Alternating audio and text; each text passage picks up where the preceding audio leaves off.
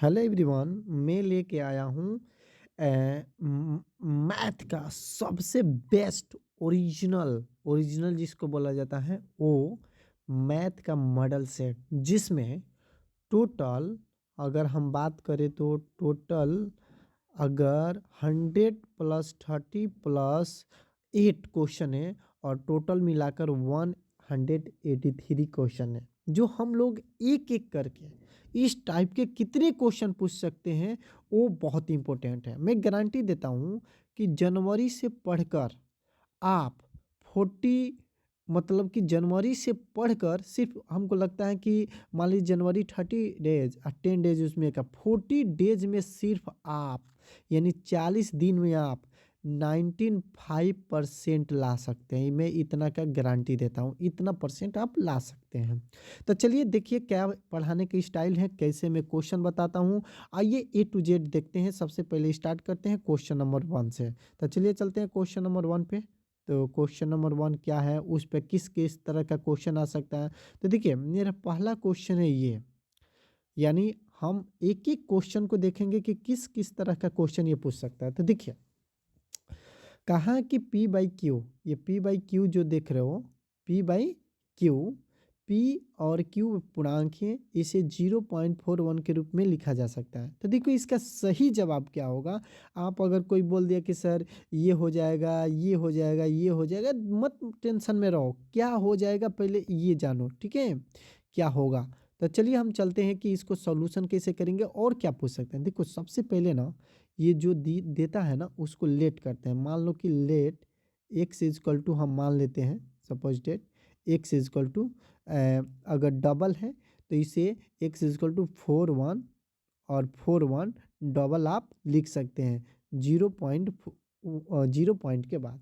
यानी कि जितना डिजिट ये रिपीट करते हैं ना उतना टाइम, जैसे 2 डिजिट रिपीट कर रहे हैं तो इसे 2 बार लिख दो। ओके, अब देखो जितना डिजिट रिपीट करता है उतना 1 पे 0 लगाकर दोनों साइड में मल्टीप्लाई कर दो, यानी 100 से इसमें भी कर दो और 100 से मल्टीप्लाई इसमें भी कर दो। तो देखो अगर करेंगे बाबू तो ये हो जाएगा 100x, दिमाग लगाओ, 100x हो जाएगा इक्वल टू, ये 100 से करोगे ना तो हो जाएगा 41.4141। अब देखिए ये बढ़ेगा, घटेगा नहीं, बढ़ते रहेगा, क्योंकि आपको पता है कि इस एकड़िंग का मतलब होता है कि ये बढ़ते रहना बढ़ते रहना बढ़ते रहना, ठीक है।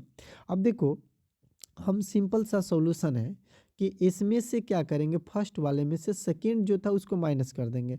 तो सेकेंड था बाबू कि x इजकल टू 0.4141, सॉरी 41 था, 4141 इतना था, ठीक है, 4141। अब देखो इसमें से जब माइनस करेंगे हम ना तो ये 99 होगा, दिमाग लगाओ, 99 होगा। आई एक्स लिख देंगे आई इक्वल टू में, अब देखो इसको माइनस करेंगे तो ये कट जाएगा कट जाएगा कट जाएगा, लेकिन ये 41 आ जाएगा, यानी ये 41। तो जाहिर सी बात है एक्स इक्वल टू हो जाएगा 41/99, ये आपका आंसर हो जाएगा। तो देखिए कौन सा आया है 41/90, यानी ऑप्शन नंबर जो सी है ना वो राइट आंसर होगा। देखिए इस तरह के क्वेश्चन और भी पूछ सकते हैं, ठीक है, ये कैसे पूछ सकते हैं और इस तरह के क्वेश्चन किस तरह के आ सकते हैं, थोड़ा सा हम बात अगर करें तो ध्यान से देखिएगा। ये इसकी जगह पे और भी क्वेश्चन हो सकते हैं, जैसे कि 0.42 हो सकता है, 0.3 या इस तरह एकरिंग हो सकता है, कुछ भी हो सकता है। तो आप इस तरह बना सकते हैं, ठीक है। चलते हैं अगले क्वेश्चन की तरफ, क्वेश्चन नंबर 2, ठीक है। अब क्वेश्चन नंबर 2 जो है पूछा है कि निम्नलिखित में कौन अपरिमेय संख्या। तो देखो बाबू इसको सॉल्यूशन नहीं किया जा सकता, ठीक है, इसको सॉल्व मतलब सिर्फ मतलब ये इसका रीजन होता है कि कौन सा अपरिमेय हो सकता है। तो देखो सबसे पहले इसका जिसका रूट नहीं निकलेगा मैंने वर्गमूल, देखो इसका वर्गमूल पता है कितना हो जाएगा, आप लोगों को पता होगा कि इसका वर्गमूल बाबू, इसका वर्गमूल 3 हो जाएगा। ओके, इसका वर्गमूल 3 हो जाएगा, इसका वर्गमूल 4 हो जाएगा, इसका वर्गमूल रूट में आएगा और इसका वर्गमूल 5 हो जाएगा। तो जिसका वर्गमूल नहीं निकलता है ना वही अपरिमेय संख्या होता है। आई होप आप लोग इस बात को समझ गए होंगे, ठीक है। अगले क्वेश्चन पे चलते हैं, क्वेश्चन नंबर 3, देखो क्वेश्चन नंबर 3 है, इस टाइप के क्वेश्चन आपके बुक में भी दिए गए हैं, ठीक है। जैसे देखो अब बात समझो, ये जो दिया है ना इसको जीरो के इक्वल करके फाइंड किया जाता है। जैसे देखो अगर हम क्या करें कि 6x इजकल टू 21 कर दें, तो दिमाग लगाइए कि हम क्या किए हैं। ये 21 माइनस में है, इधर आएगा तो प्लस में। थोड़ा सा डिटेल में समझा देते हैं आप लोगों को अगर समझ में नहीं है। जैसे कि अगर हम क्या करें, इसके इजकल टू में अगर हम जीरो रख दें, देखिए इसके इजकल टू में क्या रख दें हम, अगर जीरो रख दें, जीरो, तो अब बताइए 21 माइनस में इधर आएगा तो प्लस में हो जाएगा, यानी 6x इजकल टू हो जाएगा 21। तब बाबू x इजकल टू हो जाएगा 21/6। तो थ्री से तो 3 7 जा और 3 2 जा, यानी हो गया 7/2। तो देखिए 7/2 किसका आंसर है बाबू, तो 7/2 किसका आंसर है, तो 7/2 जो है ऑप्शन नंबर फर्स्ट है जो आपका आंसर है, ऑप्शन नंबर फर्स्ट। ओके, अगले क्वेश्चन पे चलते हैं। क्वेश्चन नंबर 4, देखिए क्वेश्चन नंबर जो 4 है ना, पूछ रहा है कि इसका घात क्या होगा बाबू। तो देखो घात का मतलब होता है पावर, घात का मतलब क्या होता है, पावर। अब देखो यहाँ पर पावर 2 ही दिखाई दे रहा है, तो इसका आंसर क्या हो जाएगा, ऑप्शन नंबर बी यानी 2 हो जाएगा। अब देखो इसे क्वेश्चन को आप कहोगे सर सॉल्व करना है, तो इसको सॉल्व करने की कोई जरूरत नहीं है। घात अगर यहीं पे अगर घात ना पूछ के शून्यांक पूछा होता, क्या पूछा होगा बाबू, शून्यांक अगर पूछा होता, तो अगर शून्यांक पूछा होता तो हम क्या करते, अगर इसका शून्यांक निकालते फैक्टर करके, लेकिन फैक्टर नहीं पूछा है, ये पूछा है तो हमने ये बता दिया। तो अगले क्वेश्चन पे चलते हैं हम, क्वेश्चन नंबर 5। देखिए क्वेश्चन नंबर 5 है, इसको समझिएगा कि निम्नलिखित में कौन द्विघात समीकरण है। देखिए बाबू द्विघात समीकरण का मतलब होता है ना कि इस फॉर्म में होना चाहिए। देखो बता रहे हैं फॉर्म इसका होता है ax² plus ax² plus bx+c। अब देखो एक इसका रीजन होता है द्विघात समीकरण का कि कौन हो सकता है कौन नहीं हो सकता है, इसका रीजन क्या है समझो पहले। लॉजिक कंप्लीट क्वेश्चन दिखाई दे रहा है, वेरी गुड। इसमें द्विघात समीकरण कौन हो सकता है, देखो ये हो सकता है कि ये हो सकता है कि ये कौन सा।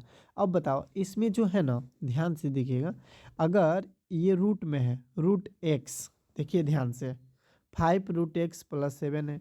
अब इसे आप a+b² पे तोड़ सकते हैं इसको आप, लेकिन ये तो हरजित नहीं होगा क्योंकि क्यों आ गया, ये भी नहीं होगा, मतलब ये भी नहीं होगा ये भी नहीं होगा, क्योंकि अगर 3 पावर आ जाता है तो द्विघात में नहीं है। अब बात रहा है इस दोनों में, अब इस दोनों में देखिए वेरिएबल जो होता है वो रूट में नहीं होना चाहिए, ठीक है। और इसमें जो है इसमें रूट में नहीं होगा क्योंकि इसे a+b² पर तोड़ेंगे तो आ जाएगा। आइए बता देते हैं तोड़कर कि कैसे तोड़ा जाता है, तो तोड़िए। देखिए ये है ए और ये है बी, तो a² करेंगे a+b² होता है a² + 2ab+b² होता है, ठीक है।